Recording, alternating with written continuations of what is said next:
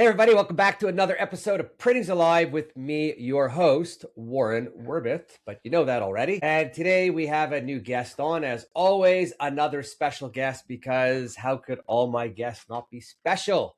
Today we have Matt Wolff from the Ticket Time Machine. What's happening, Matt? Hey, great to be here. Excited to chat printing and everything else. Awesome. Well, you came to the right place because we could chat about just about anything. So before we get into anything, give us a little bit lowdown on who is Matt Wolff. Yeah, so I'm Matt Wolff. I have a company called Ticket Time Machine. We're keeping the printed memory alive with our unique keepsakes, and we'll probably talk a little bit more about that. But I started this company about 5, 6, 7 years ago. I had a long career of crappy jobs. Then I got a couple good jobs, found my way into sales, really got to my own, had some great opportunities, and then decided I need to do this. Cool. Yeah, so being a business owner is a great thing when you start off in theory. Then you find out that it is not as great as you thought it was until you get to another level where it gets a little better. But I guess the best way to describe business ownership is up and down. Yeah, it's a hell of a roller coaster for sure. I think I might be in that middle spot. I think the only really downside for me is financial, right? You don't have a steady paycheck. And so, if you're not doing as well financially as you might have elsewhere, that impacts your life a little bit. But everything else, really, I think it's been great. Obviously, there's, like you said, roller coasters. There's ups and downs, and there's times when you're frustrated. But that's life. And who has any job or career or business that doesn't give some sort of down cycle? Yeah, so I would say business ownership is great, and you described it pretty well. And I think anyone who's a business owner really is you want to be in control of yourself, which you could own the business, but you are absolutely not in control of yourself because everyone that works for you is in control of you, basically, right? Because you become like the gatekeeper or the house mom to all the people that work with you, and you always want to make sure that they're always in a good place so that they're doing their thing. But not easy. But let's move away from here for a minute. I want to get into the main business that you have. So it's Ticket Time Machine. When we were chatting before, or the other day, you were talking about like tickets, and then we got into talking about concert tickets. And for me, as a Deadhead and seeing the Dead since '83, the Dead used to have, when you would apply for tickets, that people would create and draw up the envelopes. They would write notes on the inside when they fill out a form. And then, the Dead office would just have a field day picking and choosing. And then they were the last of the Mohicans to do that. And then we had Ticketmaster. You could buy tickets and then get tickets. And then somewhere tickets disappeared. Yeah, well, everything went digital, mobile tickets, really for two reasons. The number one reason is the data that they can collect and track where everything's going as you pass it along. And then financially, it saves them some money. It's not a lot of money, but the volume, it adds up. So I would say data one, then number two would be the money. And then COVID hit, and they tried to, with everything, people tried to use COVID as the excuse for why we want to do this, which made no sense. Like, what's the difference if I give you cash or you touch my card? Right? I mean, it doesn't matter. So, but it went away, most of the people. But I think it's kind of, they have to be able to help someone who doesn't have a phone or their phone broke or whatever. So there are still some events, organization, teams that print tickets. There's a few that will not print a ticket no matter what. The New York Yankees are one of them. Madison Square Garden has a sign that says, "Beware of fraudulent tickets, were mobile only." We know someone who had a ticket from last night's game, so that's obviously not true. Other people were in a group of, it's funny that you can get. I actually printed a shirt that's sort of making fun of it, like I don't have a smartphone, and then it's just kidding. Mobile tickets are lame. So, oh my God, I love that T-shirt. And I have another one. My phone broke, and then just kidding. Mobile tickets are lame. So, okay, I understand why we went to mobile ticketing. On the flip side, people like you and me, we it's a part of our experience, and it's a keepsake, a souvenir, whatever you want to call it, merchandise that sort of comes with the territory. I think that if you want to go mobile, that's fine. I think you should offer some sort of option for a fan to have a ticket. That could be an old school ticket like this that you have, which costs them less than a quarter. It could be a commemorative ticket, maybe something that's nicer, something like this that's foil. We have animated stuff, but something that shows that they were at that event. And it's catching on. So there's people who are doing commemorative tickets, souvenir tickets. So that I think the ideas have been good. The execution has not been great. Stuff that's not authentic. It doesn't really look like a ticket. It's got a blank back. It doesn't have your seat information on it. Now, sometimes you can't, right? You want to have it in advance, but so we can do better, is what I'm trying to say. But it's sort of making a comeback a little bit. They're never going to go back to the ticket who everyone wants. There was a story where the Dodgers, 80-year-old Dodger season ticket holder, they wouldn't print him the ticket, and it went viral. News all on TV, all over the internet. Everyone was like, "What are you doing?" And then they finally printed his tickets. I think Ticketmaster won't print a ticket for you, will they? Well, so Ticketmaster is a software company. They're just the platform for people who are selling tickets. It's really up to the event or the venue or the team or the organization if they want to offer a printed ticket. There are probably some events where they'll mail you a ticket. It's not very often. And then other teams and leagues will mail some tickets. Sometimes that's for higher end tickets, for season ticket holders. It just depends on. It's just a little bit different depending on what type of event it is and who the organization is. My wife was in Vegas, went to a show. One show had a crappy wristband. One show had a digital ticket, and one show actually had a printed ticket. It was a nothing ticket, but it had the information on there, so you could say, "Hey, I was here." So I'm thinking right now, you probably already thought of it because someone always thinks of something that you thought about at some point. But excuse me, maybe all of these platforms or venues or sporting teams should have an option that you get the mobile. And I get the mobile, and the mobile is great until you can't get into your phone, or the power's down, or there's no signal, and you're panicking, you're freaking out, and something doesn't work because the people at the venue are really unhelpful because they're unable to do anything other than to say, I can't let you in. Right. But if maybe when you buy tickets, maybe they had another platform where you can go and you get your mobile ticket, but you could order your own printed ticket, even if they charge you $2. Yeah, so they do that. Ticketmaster was doing that. They were charging a little bit more. They were charging a little bit more, but sometimes it used to be like $4 if you want them to print a ticket and mail it, and that would be $4 if you had one, or $4 if you had 8, and then they would mail it to you. That used to be an option. It's not necessarily an option, but there are events, and people are saying, hey, if you want a printed ticket, it's probably going to be commemorative, right? It's not going to be used to get in. Now, there's some theories around whether or not that's an actual ticket or not. There's a whole community called Booger Stubs on Facebook. It's the fanatical ticket collectors. They would tell you if you gave me a ticket that didn't get me in, it's not the ticket. There's no real value to that. Now, that's value in the world of investment and speculation, like a trading card has value. Tickets have value. They sell for a lot of money. Do they? They do. So, sorry, what kind of tickets sell for money? Major League Baseball, like sports debuts. Really? Yeah, home runs, milestones, old tickets that are very rare. It sounded kind of like the cards too. Like now, back in the day, trading cards, they were worth money, but now they're too much. Now they're doing these rare, one of ones, and they're harder to get. So, well, now ticketing has reversed that. Tickets are very hard to get. I have a ticket from a game that maybe there's 100 of them out there, 3 of them out there. So tickets like that are rare are worth a lot of money, and people will buy them. They collect them, even if they weren't at the event. But I'm a different type of collector. No, but is that a big market for people buying older tickets? Huge. Really Yeah. Interesting, because I never thought of that or or never even crossed my mind.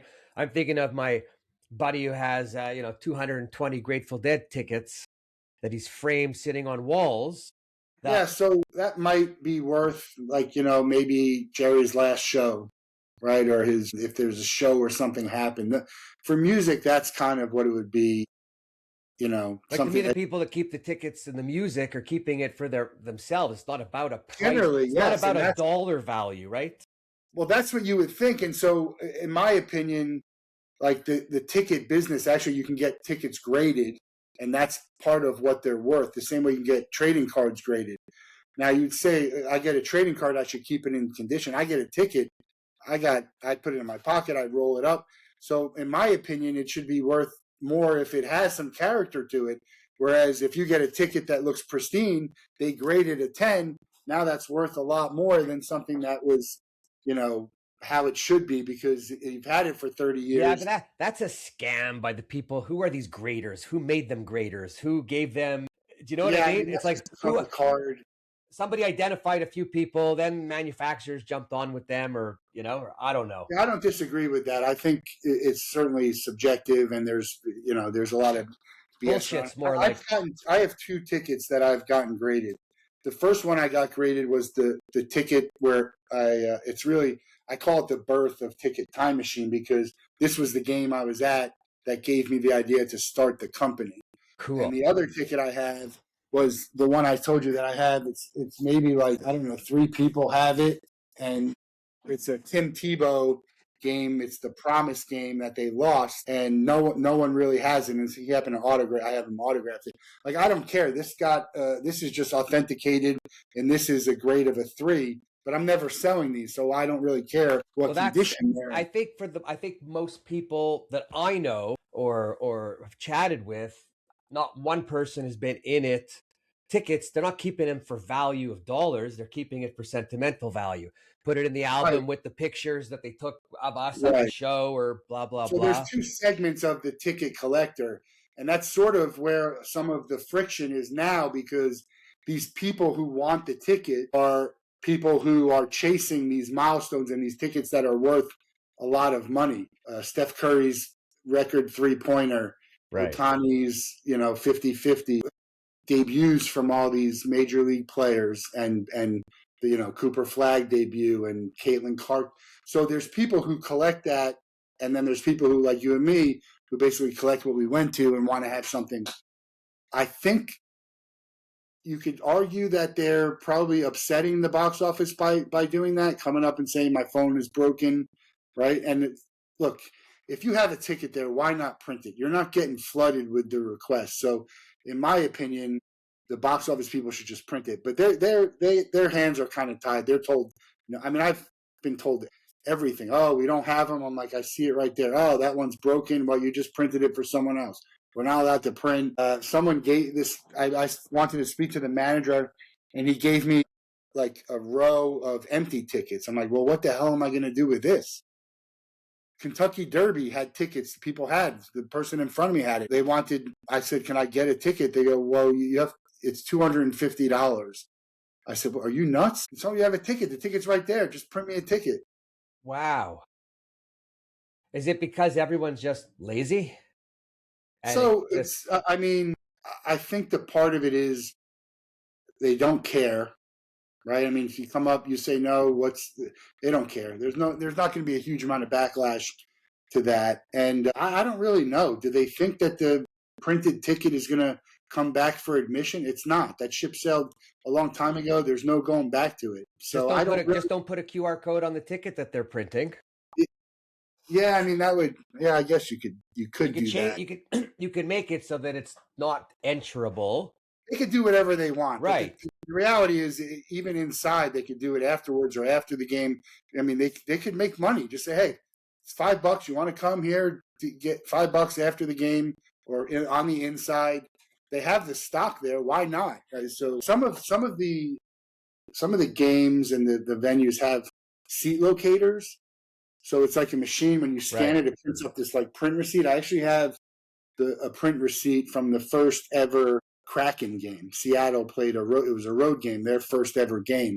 at Vegas, and there was a seat locator for it. So I actually have one of those, and so that's better than nothing. Whatever you have that it could be something. I've kept digital, like print at home printouts, because that's what I had, right? But this whole notion of I'm going to collect my digital tickets and put them in a wallet, and I have 4,000 pictures here I don't even look at. I was going to say I got 300 terabytes of pictures that keep loading up from my phone that I forget to delete that I never go back and look at. Right, videos from I mean, I have so many videos that I never do. I think now I joke with people. I see people taking pictures wherever, fishing, at a concert. I'm like, oh, more pictures you're never going to look at. It's true. And they haven't, I mean, there have been some okay apps to sort of organize stuff, but nothing great, you know, and I guess I could go and look, but even then, once you have a category, now I got 300 pictures of my cats in there. Have you tried to, again, I'm just thinking out loud. Well, first I'm thinking in my head first, but what if you think a business could be made if you team up with the Ticketmasters or the different venues that you could print tickets for them and mail them to people so that they're not. That's what we're doing. I mean, we do that a little bit, and that's what we offer. We offer that for sure. Okay. Mostly we're B2B. We're not really too much direct to the customer. I'd like to be. So they're doing that. They are doing that. There's programs. So go back to the Kentucky Derby. I wanted a ticket. They had the ticket there. They wouldn't print it except if I maybe, did $250. And they said, well, you can get a souvenir ticket. So like 3 weeks later, I get an email. There's a company, they're a competitor of ours, doing a souvenir ticket. It's $25 or $35. It doesn't have any of my seat information on there, which there's no reason for it not to after the fact. And it's blank on the back. So it's basically a glorified bookmark overpriced. So as I say, it's out there. It's just not being done well, I don't think, and that's what we're trying to change. And by the way, I've talked to Churchill Downs many times. I visited them in person to try and talk about, hey, what can we do? I'm probably going to see him at a conference later this month, and still try and be like I'd love to know how that sold. And but even if it sold well, it doesn't mean it was good. And if it didn't sell, maybe it didn't mean it wasn't a good idea. Maybe it was too high priced. Maybe well, no one's paying $250 for a paper ticket that they've already that they're at the well, not 250, but even 35 is a lot. 25 is a lot. But if you're saying it's scarce and that's what it is, I probably would have bought it if it was a decent looking ticket and it could have my information on it. And it has to have the information. It has to have general admission written, or your section, your seat, and your row. If I'm buying it after the fact, if I'm buying it at the arena, that makes it tougher. Now we've talked about being able to print on no, because if they go into the system that's connected, they put in your. So you're talking about if that happens at the box office. I'm talking about if that happens in, let's say, a team store. Right. Okay. Now you have to set up a whole separate thing. Which right. My thought is, I go onto Ticketmaster and I get my electronic ticket, and I could hit another button that takes me off their site to someone they're teamed up with, like you, and I can get a real ticket for commemorative, but looks like a real ticket. It's right, but that would happen. You would get that after the event. They can mail it to me whenever. Right, but it's after the event, so they should be able to put whatever information. Correct. But there's some people who are at the event, and we've talked about this, who might want something. And so you could have another version, right? Yeah, but it wouldn't have necessarily your section, row, and seat, or it could have a blank where you can write that in. I did something like that for the. We had some discussions with the Spurs, and I actually printed for some because I have some Knicks fans. So we printed something like this. Oh, that's cool. As a commemorative ticket, but section, row, seat has the date. That's the date. So you could have that blank where someone could fill it in. If they wanted, we could print on site.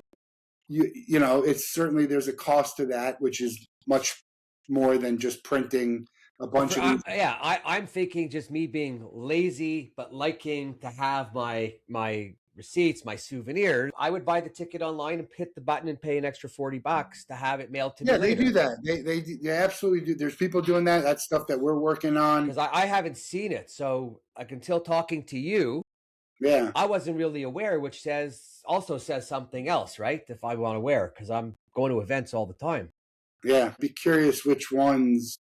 I guess it depends. Like even Live Nation, who's owned by Ticketmaster, doesn't do it. I've talked to the venues, and Does they're Live always Nation own Ticketmaster, or Ticketmaster owns Live either way. Nation, or we They don't own know? each. They own us. That's what they own. I think they own us. They're like, yeah, they're like the legitimate legalized scalper. I love the people who try and defend them. I mean, they're making billions of dollars, and they're laying off people, and they're upcharged. Like my amphitheater here, well, they didn't do that, or it's this person. I mean, like trying to blame the gas station for the gas prices. Right. Well, so in the province of Ontario, in Canada, I'm in Canada, but in the province of Ontario passed a law recently.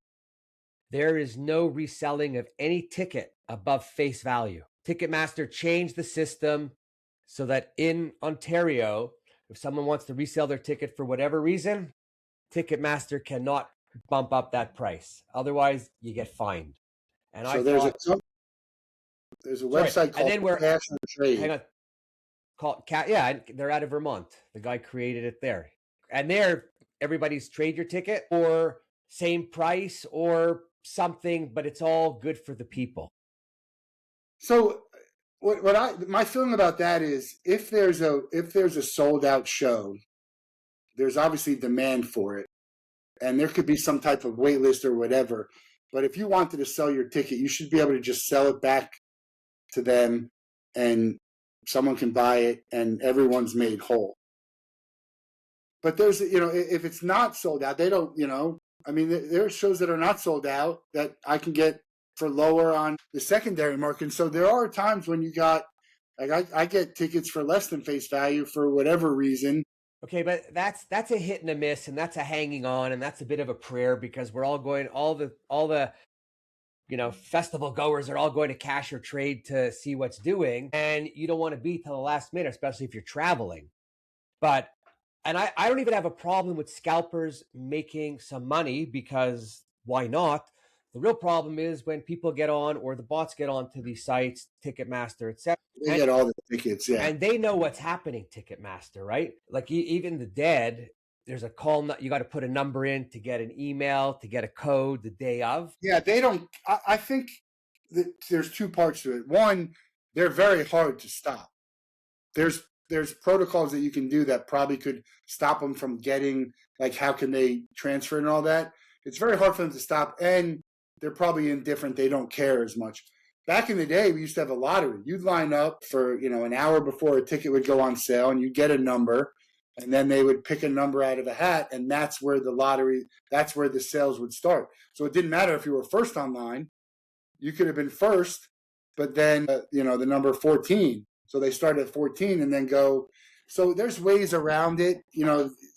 Sometimes there was like you have to bring your credit card. I think there's probably going to be some type of technology where we can understand who exactly bought it, and that's really the only one. The Savannah Bananas do a pretty good job of not letting you scalp their tickets, and they created their own ticket system, and they did it pretty. I mean, are there flaws to it? Sure. But it's pretty good. So maybe there should be some type of a limit. Well, when I last, actually no, whatever. When I went to Colorado to see the Dead 3 nights in a row a couple years ago, and we had VIP tickets, and those VIP tickets, if you want to sell them to someone, they make it hard because the person entering has to have an official piece of ID that was used when the VIP package was purchased. And there might be some legalities to that it's hard to do that for every event, and there are circumstances that happen that someone they can't go or whatever last minute, or you're buying it for someone else, right? I buy tickets for my friends because I'm around at 10 a.m. to sit, and they're put on 4 computers and wait. Yeah, whatever. So there probably are some things around that, but there's solutions that aren't being. There's always a solution if somebody wants, right? And they what do you think about John Mayer, by the way? He's great, isn't he? John Mayer. Oh, you know what? I wasn't a fan of John Mayer on his own before Dead and Company. When he joined Dead and Company, basically changed my whole outlook on him. Most impressed with how he embraced the dead, how he went out and sat down in 3 months and learned a couple hundred songs. And then watching him over the years, he like really became it because I think what he was freaking out on is the fan base and how we are appreciative, how we follow, how we, like everything about what they sing, what they do. So, I mean, the Dead's a special following into itself. Yeah, it's hard to step in. I think Adam Lambert's another one who's done a very Yeah, with the clean. apps. You look at people like Sublime has struggled. They had Rome, and I've met Rome. He's good, but I didn't think it was a great match for them together. And now you got the new singer at Linkin Park. We'll see How it how that happens. goes. Yeah, it's tough when you bring in, Not easy. And you're right, legend. You're talking about you're replacing a legend. like 30 years after, 20 years Yeah. after. With a rabid fan base. I feel like they're up there in the top 10 of crazy fan bases. I'm feeling like they might be getting surpassed by Fish, right? And the Dave Matthews and Pearl Jam. No?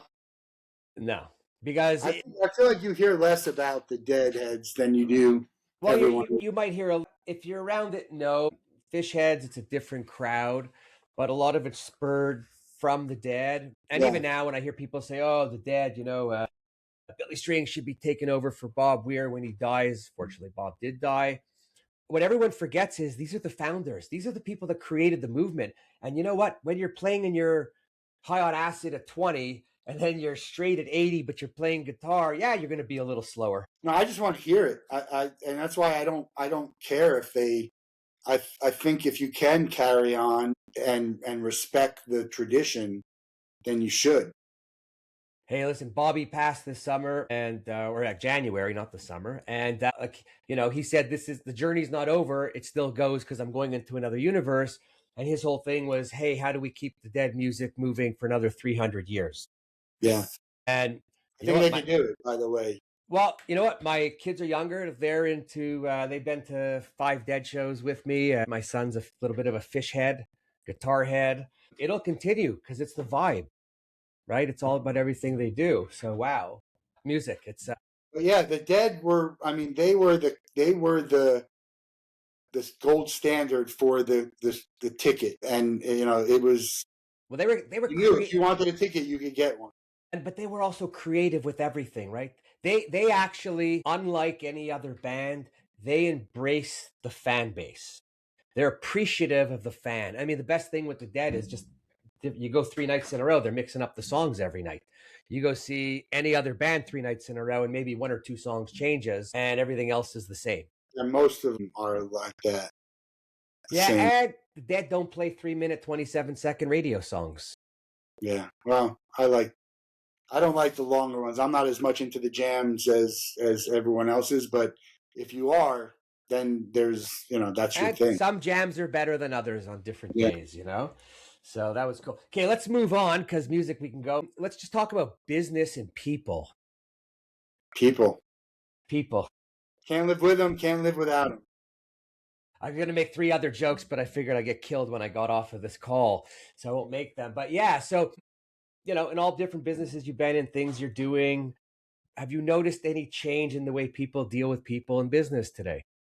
Well, there's always changes. I'll tell you a couple of observations that I have around people that might have shocked me a little bit going in is that I've gotten more help from the people I don't know than the people I do know. And that's a little disappointing, but also encouraging because there are a lot of people out there who want to help.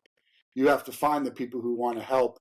And I think you have to recognize the people who don't want to help and kind of, move. I don't know that I used to first push, and now I'm like, look, this person obviously doesn't want to help for whatever reason. So, I'll move on. It was very interesting, the COVID, because that's when I first started, and the amount of calls you would get, and everyone would say yes because they had nothing else to do. And then they got busy again, and some people continued, to be more open and accessible, and some people went back. Yeah. But it's, and then obviously now with AI and virtual assistants, and I mean, people are they're relying on the gatekeepers. Yeah, And I don't think the gatekeepers do a great job. I think you're trying to like you don't know what I'm trying to talk to you about, and I get it's their job, but people are just saying no when they don't even know if they should be or not. You should be more open to hearing what other people have to say. yeah. So I find that people make it a lot harder to get in touch with, and I do it at times. I'm not going to pretend to be so righteous, but what I try to do also is I try to take as many calls as I can. I try to return the emails that I get, even if it's a appreciate your time, but I'm not interested or I have no need. The phone calls, same thing, and this is why I do that. And it's really my own thing, but I'm a big I wasn't always a big believer in the universe. I used to be a closed-minded individual, and then, life hit and went through a bunch of shit, and you learn some new ways and you learn some new things, and then it became about putting it into the universe, and it Yeah, became about karma, and it yeah. became about, if you do good, then something good will happen somewhere else. And I just told someone a story the other day, and I'm calling people for different things, and a lot of the people that I know, I'm calling, hence what you said about, helping. And I'm calling them because I think I have something for them. I'm saying 10 minutes, you could hang up on me after 10 minutes if you're not happy. And I'm not going to stay on longer than 10 because I know what it is and I set the limit and can't get them on the phone. Even after they've said, call me, right? I And doubt it. So there's one individual, and actually two quick stories. So one, I follow up with an email, and then I wait, and I don't want to be that harassing person, but I got a mission, I got things to do, and I had a plan because they offered up something. It wasn't me expecting. And anyways, the last email I sent was kind of went like this: "Hey, how's it going? Hope all is well. You mentioned you had a couple people to connect me with. Possible to give me the names? I'll call them." And mentioned that you called me, right? And I said, "Oh, by the way, P.S. I don't know if you're a big believer in karma, but if you can get me those names, then it's very possible that someone will get back to you or salespeople at the same time." And whether it had anything to do with that or not, 10 minutes later, I got the email with the people's names, It right? should be you should do it because it's the right thing to do. But I think if Mm, karma certainly is a good enough reason. right. Then, Although I do think people get away with a lot of stuff and they don't get there's no deterrent for bad behavior. no, but it's you have to live with yourself and feel good, right? So then the person gives me a name and I call one of those names and I say, introduce myself. I say, so and so suggested, that I give you a call, and I'm calling the owner of the company.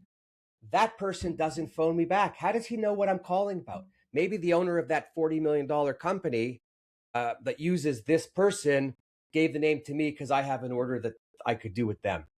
And it could be a Yeah, potential it sale. amazes me when you get referred to someone who doesn't. I that doesn't that'll never happen with me because I'll have a conversation with you say you got to call them back, otherwise I'm never going to refer anyone to you ever again, even if it, no matter what it is. So I think part of it is it's now.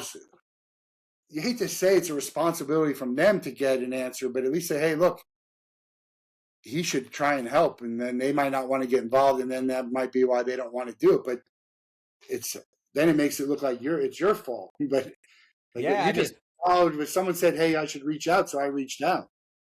I do, I was doing more consulting and stuff. And I find with the consulting, I just personally want to help people. So I end up helping people without getting paid. I have to find another job because the consulting was more of a, to help. And honestly, for me, nothing better than helping someone. Nothing better than watching someone get over a hump, turn around and say thank you. Yeah, And I'm going to use this segue into, touch on the mental health. Life is so much pressure these days. The amount of anxiety that people walk around with, I think, is off the charts. I personally have someone for a bunch of years that I speak with on the side, labeled a therapist, life coach, whatever, because I don't even know how to handle everything that comes at me. There's so much content out there. There's so many demands from people out there. There's so much pressure of our own to pay rent, to buy what you need, to keep up sometimes, not necessarily with the Joneses, but just to keep up, to have some of the simple things that make you happy along the way. Right. And I look at some people and I wish the world was a little slower. And my biggest wish is this. You know, I don't watch the news anymore, and I haven't for years, because it all starts off with murder, death, and rape, which Yeah. is sad. I don't know why. No, I know why they do it, but I think they should band together and start the news off, or any broadcast like that, with positive stories. Why not There's get not there's not enough of them. They don't move there's a the million needle. of them. They don't Yeah, talk but because that'll move the needle. That'll be relevant enough. I think they should end every segment to get people away. Maybe start with and some. end. Yeah, Start with it's start with a good story and end with a joke. I do watch the news. It's probably not great for my mental health. I've had issues with depression. I, I'm I take medication that does the heavy lifting.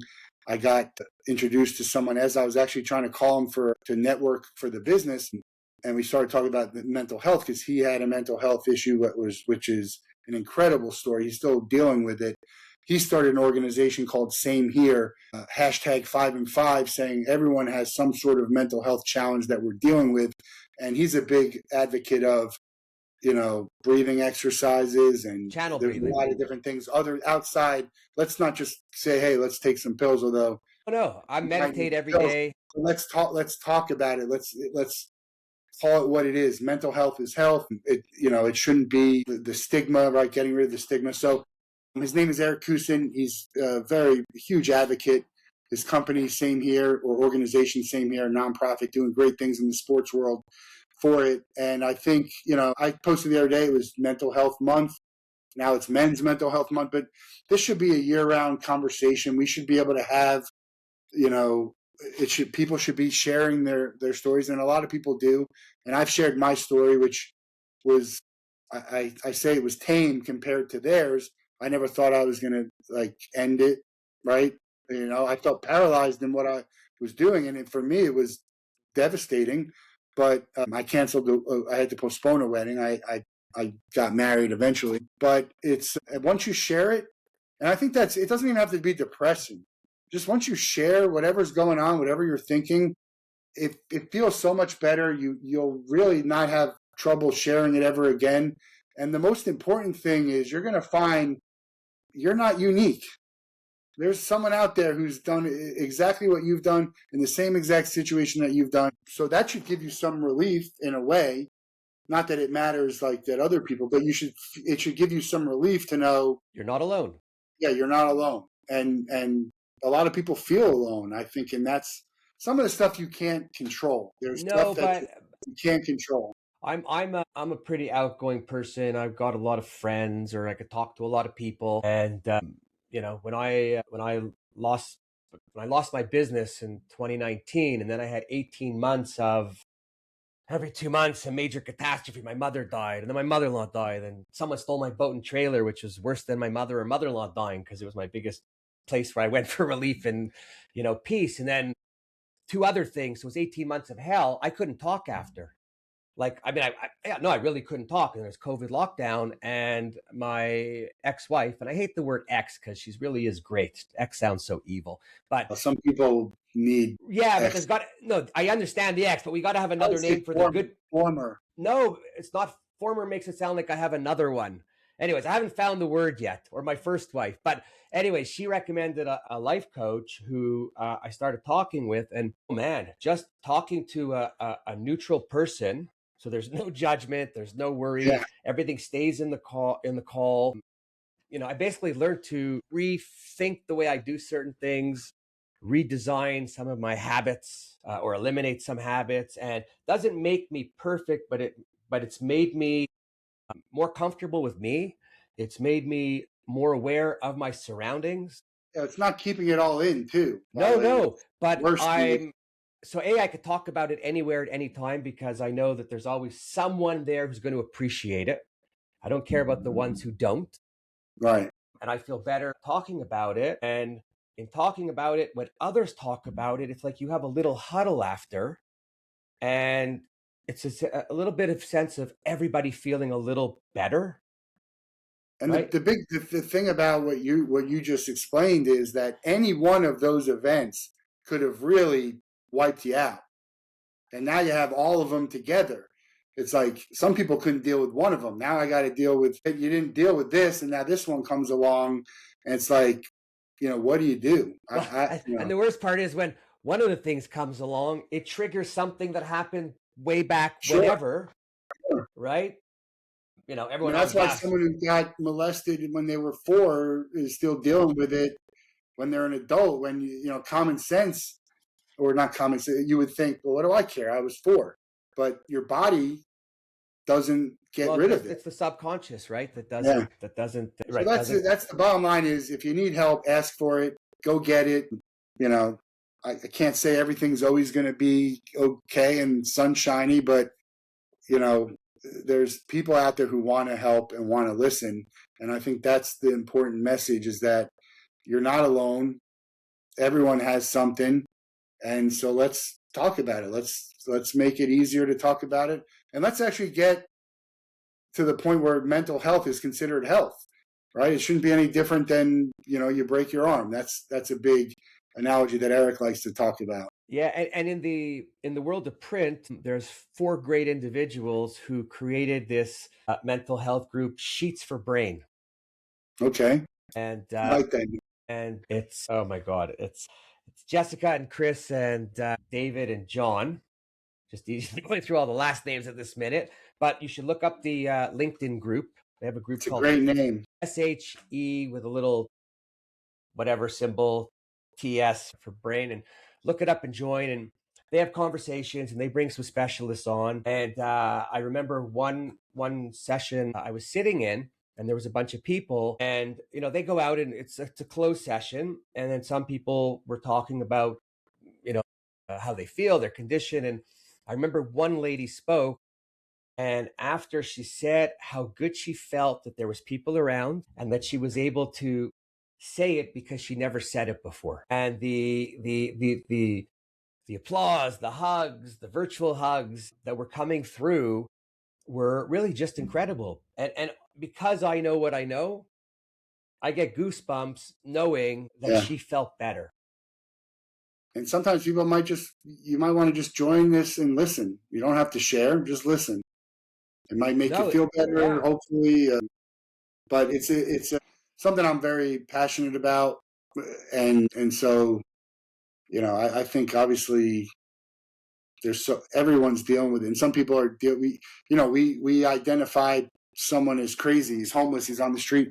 I mean, where does that start? It starts from someone who had an issue, who couldn't deal with it, maybe didn't have the resources, maybe didn't want to get help, and then it just escalates.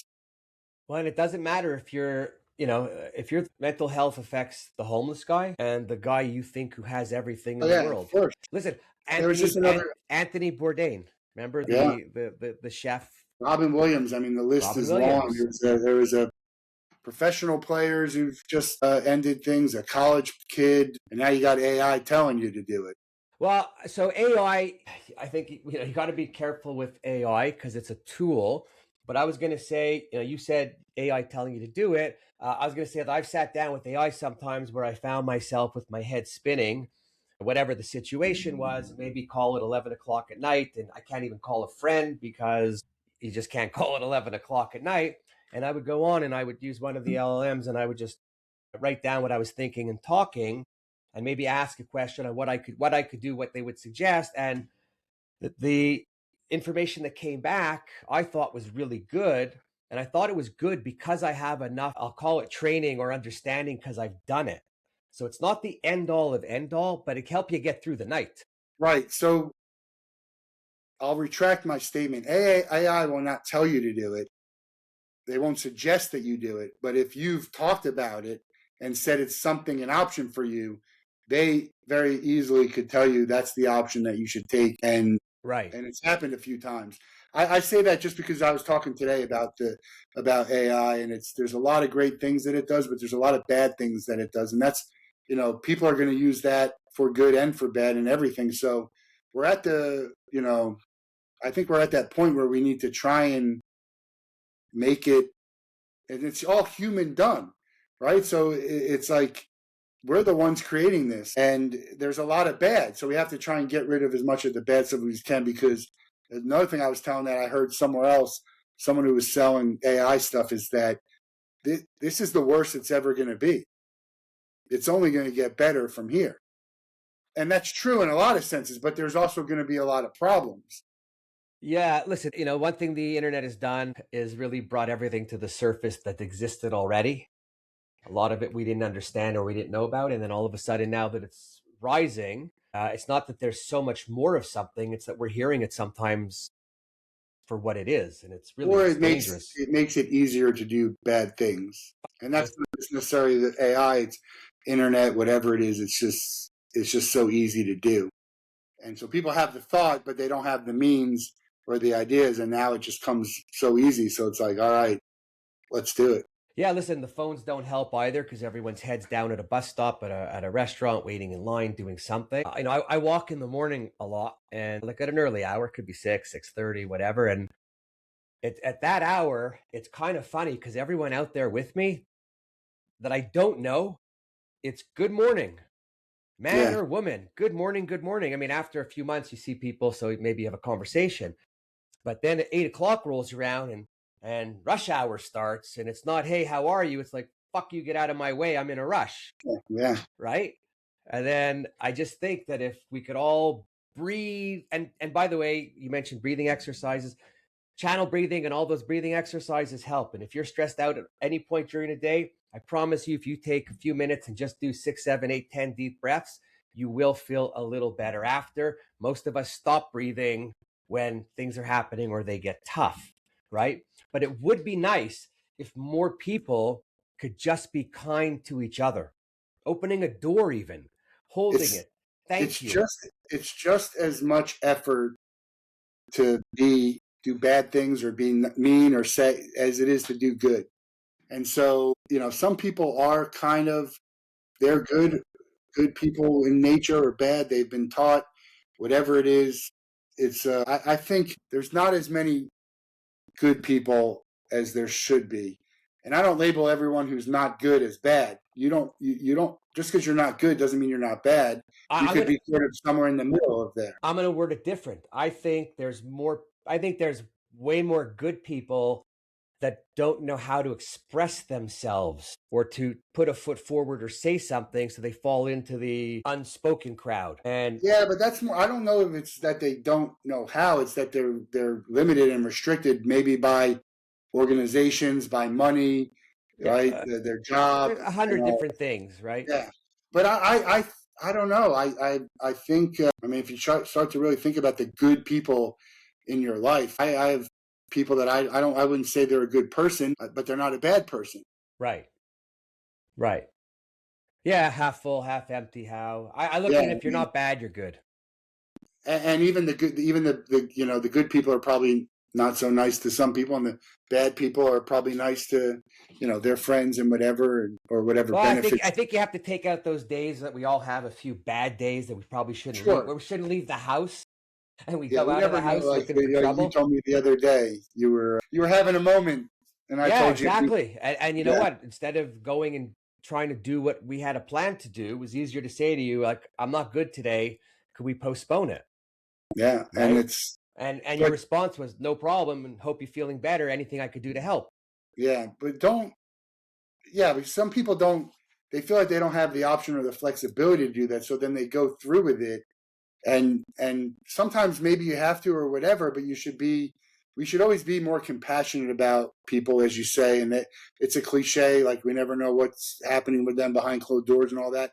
But we also can't use that as an excuse for, say, maybe they had a bad day. There's are people who are generally not nice and not doing good things and doing things on purpose, and that's just who they are. It wasn't a bad day, so we can't let people use that No, excuse, like, but don't take it personally. those people you see every day doing what they do. So Yeah, it's not I take really everything personally. I move on, but like I don't care if everyone does this to other people. I care that you did it to me. I care that you told me you were going to do something you didn't. Now I know about it, so it's on me if I continue to Right. rely on that. Like that's the information. I want to try to accomplish everything I say I'm going to do, whatever it is, big or small. Sometimes if I don't, I don't, but I try not to beat myself up because I know in the bigger picture, more often than not, I'm doing my best to do good. Right. Right. And someone would, if you said you were going to do something to me and I could tell that you did your best to accomplish it, and people will be okay with that. But it's, it's the people who don't, and it's very obvious. And then you're just like, don't take it personally, or don't take it personally. It's just business. I'm like, yeah, I mean, we use these excuses a lot. People use these excuses a lot, but you can tell who. I think you can tell, and the phoniness I think shows through. But you have to deal with those people. We go back to what you say with the dealing with people. Like if I didn't deal with assholes, I wouldn't have a business. Yeah, it's just unfortunate. Just unfortunate. But On the flip side of that, I'm okay to share my opinion, even if I know that half of the population is going to be against it. If you feel strongly enough about it, I'm not worried about those people who aren't going to want to do business with. well, okay, so what you just said just made me think. I'm thinking now about the world that we live in, and it doesn't matter if you're Canada or you're US, where politics have taken things today. Sometimes two people just can't sit and discuss their opinions that are different and say, I appreciate your thought. I don't think that way, but I appreciate it. More often than not today, we could be sitting and I don't agree. Oh, you're a fucking lowlife. What's wrong with you, you dumbass? Well, Like, here's what else. it elevates to where you're not talking after for what? Just because you think different?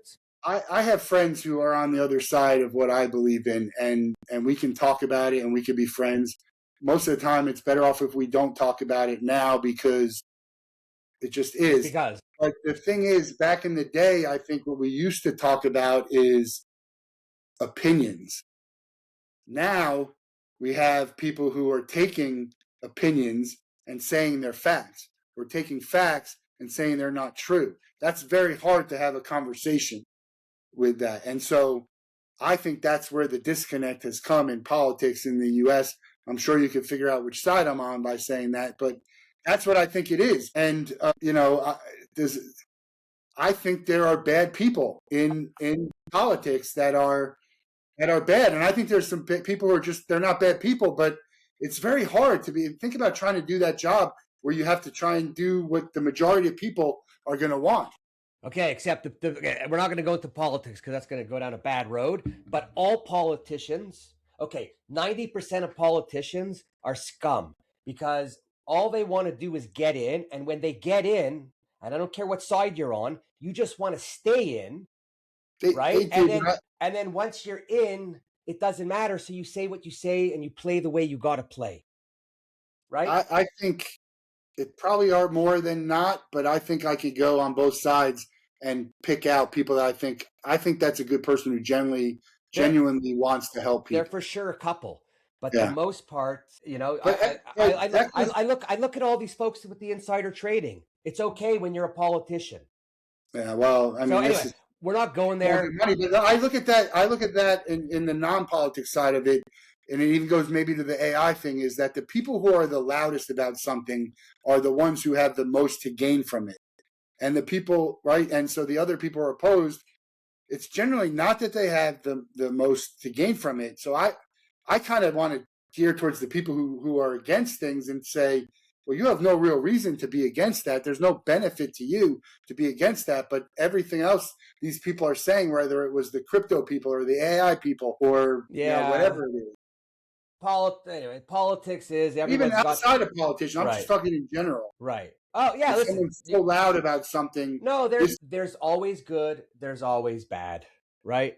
In some places more than others. Some places are cleaner. Some places are less. So for me, I just try to place myself in places that I could minimize the potential anxiety that I might have or the confrontations that I don't need to have. Because at the end of the day, it doesn't do anything other than I'm going to walk away just not feeling good.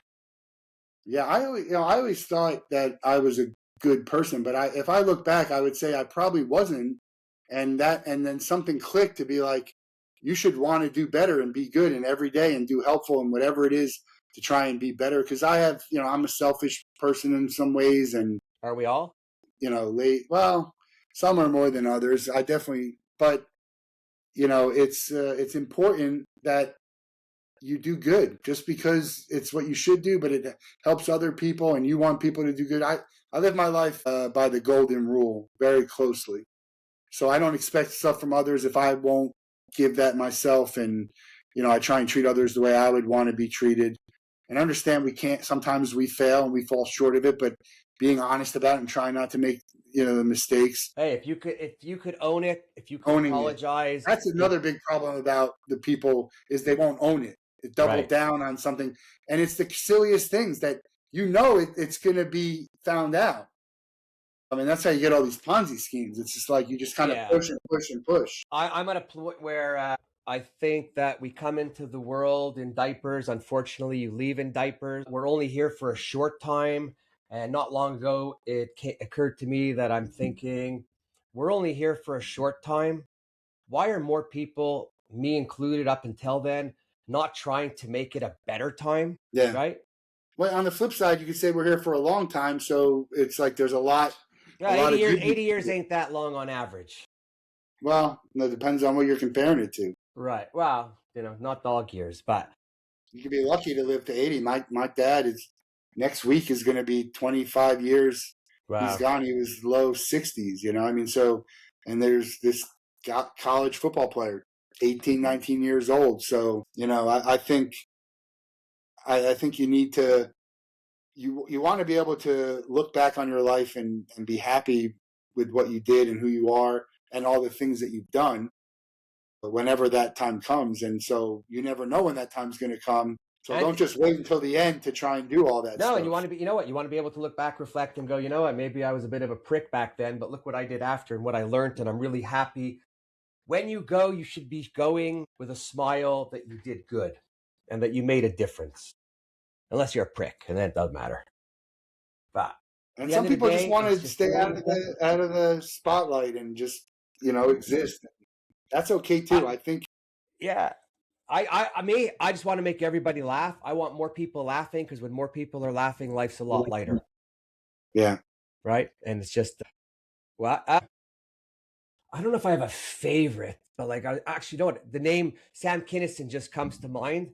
And it comes to mind because I was trying to say the name yesterday and I couldn't remember it. Right. So you ever hear the bit he does when he says, I could be a rapper, and then he starts throwing rap songs out there? It's pretty funny. He died too early. Oh my God. It's crazy how even to me, Carlin died. He was older, but Richard Pryor too. They went in there. Pryor, Mitch Hedberg, a lot of comedians. Greg Giraldo, I think, or maybe it was the other. I keep confusing too. Well, as I get older, I mix up all the names. Nick DiPaolo or Greg Giraldo. One of them's alive. One of them overdosed. Nick DiPaolo's alive, I think. Yeah. Then it's Giraldo. I listen to a lot of comedy. It's hard not to be happy listening to some of this. If you're laughing, first of all, so I was playing pickleball last night, and I'm losing, or me and the person I'm playing, I don't know, we're losing 8-0. Last game of the night and whatever, and I hit a shot and I get a point, and then I just start I'm laughing and I'm singing and dancing on the court. And my buddies on the other side are like, what are you laughing for? You're losing. And I just continued. And then all of a sudden, one other person started laughing. And then they're all laughing with me. And they don't even know why they're laughing. Nice. So it's kind of, and then you go and you're everyone's lighter. As opposed to screaming. So I have a list here. This is all comedy material that eventually I want to do some stand-up. Matt, okay, we should talk, because I got a few friends who tell me that I should be going and doing that. I won't be able to remember it, though. I'll have to be able to read some of it. No, that's the problem. I can't remember anything, and then I thought I should record it or wear it. And then I went, it was 2 years ago, I went and I signed up for improv. And I did 2 seasons of improv. Oh, my God. I went because some friends were saying, oh, you're just so funny. And I'm thinking, I think you're wrong. But I used to watch Drew Carey on Whose Line Is It? Or Whose Line Is It Anyways? And I love all those folks. Anyways, went, signed up, 14 people in the class, and what a hoot. And Yeah. all people of Did you do any stand up after that? no, I got busy, but I want to go back and do 2 over and then finish 3 and 4. It's only like 8 or 10 week courses, but everyone in them is great. Everyone comes from all different walks of life. There's no planning because you go up there and then they throw out some thoughts and ideas and you have to be spontaneous and act and whatever comes out. And then even when you're doing that, some people, depending where they come from, the things they do, you wouldn't even think of because you don't know about it, but because of where they come from or, events in their life, they do things.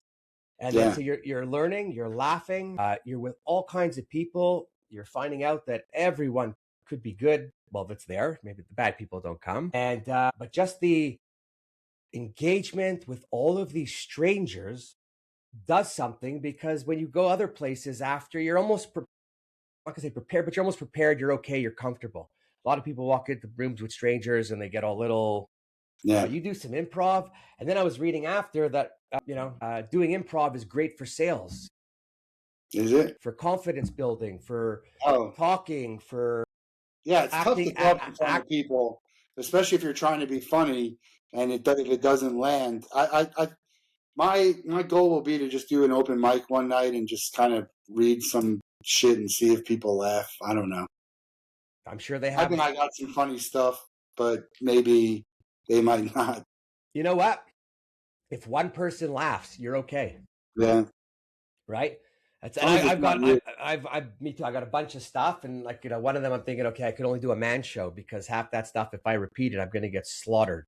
Yeah, some of my stuff is geared towards men. Like the opening thing that I ever wrote was something about like how many of you have shit your pants, stuff. The guys are always going to find that funny, farting and shitting, and the women are just going to look down because they don't want to admit it. I mean, it's right. Yeah. But I say, if I ever don't laugh at that stuff, then just end it. Well, that's just real life. That's right. So no, it's all good.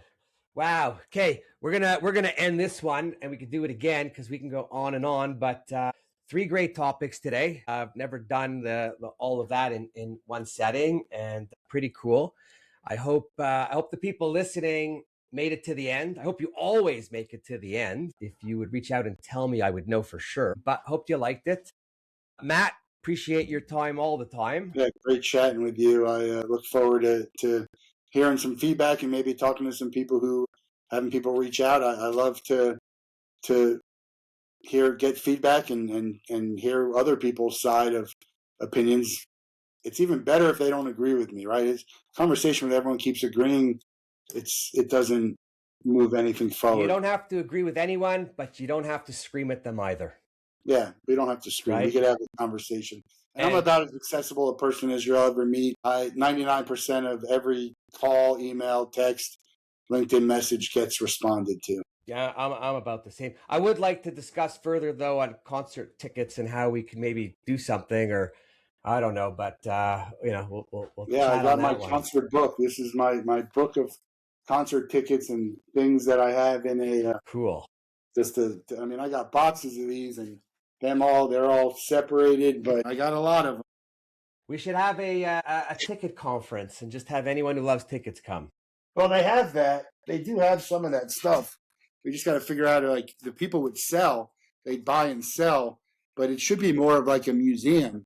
I think it could be a museum idea. And there's someone who's working on a sports museum in New York, and we're going to talk about, having like a ticket cool. wing. Cool. That'd be awesome. Memorabilia, right? I mean, that's some of the cool. I mean, to see people have like Babe Ruth tickets and Mickey Mantle tickets. People have everything. And right. The Queen's performance at Live Aid or Woodstock tickets. I mean, they have it. It's around there somewhere.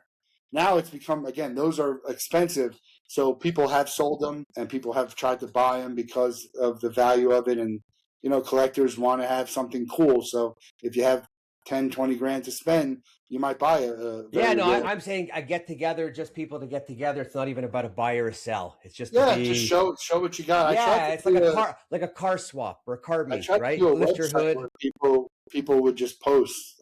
Maybe we'll try and get that going Yeah, again. we could look at that. All right, we're going to close it down because we started up again and we got things to do. So, again, everybody, thank you so much for listening. If you want to hear or know anything, reach out to me. You want to be a guest, you could reach out to me as well. Matt, final thank you. We will speak and see everybody soon. Until the next time, cheers. Thank you.